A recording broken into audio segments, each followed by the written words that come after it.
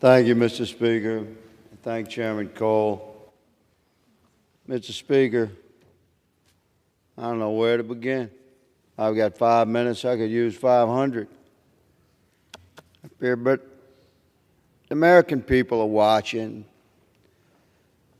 They recognize that our nation suffers under the burden of a threatened government shutdown and the very real threat of millions of illegals that have flooded into our country that could potentially vote in this very important election cycle in November. If you don't think it can happen, you haven't been paying attention.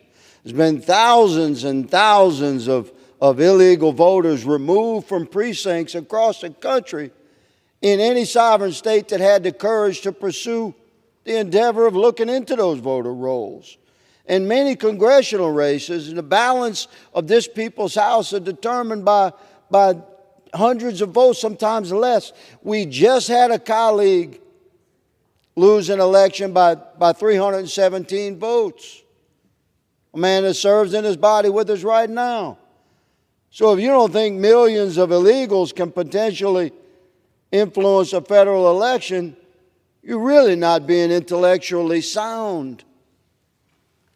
And to talk about money, the good lady said disgraceful. I'll tell you what's disgraceful, Mr. Speaker, is to stand here and say that the federal government is too small and doesn't spend enough money. That's outrageous. We have a $36 trillion debt. If this body were to run a $1 billion surplus, it would take 36,000 years to address a $36 trillion debt. Do you think my 6-month CR at a flatline spending level is not a compromise, Mr. Speaker? From my perspective as a constitutionalist conservative, it most certainly is. I'm extending a respectful compromise. I'd bring this thing back to 2019 spending if I could. I cannot find one American in my town halls, and I do many, when I ask them, does anyone in here think that the federal government was too small and didn't spend enough money in 2019? Nobody raises their hand, no matter where they are on the political spectrum.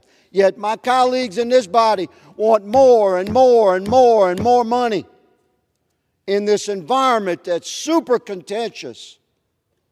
So, we take a 6-month CR at flatline spending levels and move it into the next Congress, the 119th Congress, and into a new presidential administration, whoever that may be. They say they're going to control the White House. Good. Go ahead. I'll say they're not. We'll let the American people determine that. But we will remove this political nightmare show from that and from the entire consideration of the American people. Let the American people have a clear field to vote in.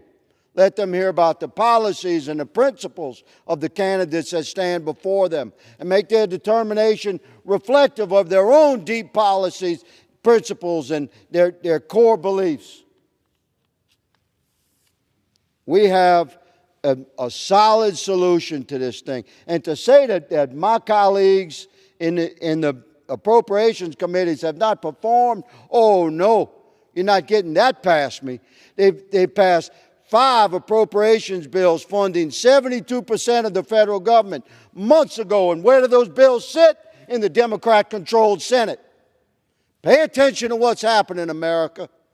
This is the future of our country we're talking about.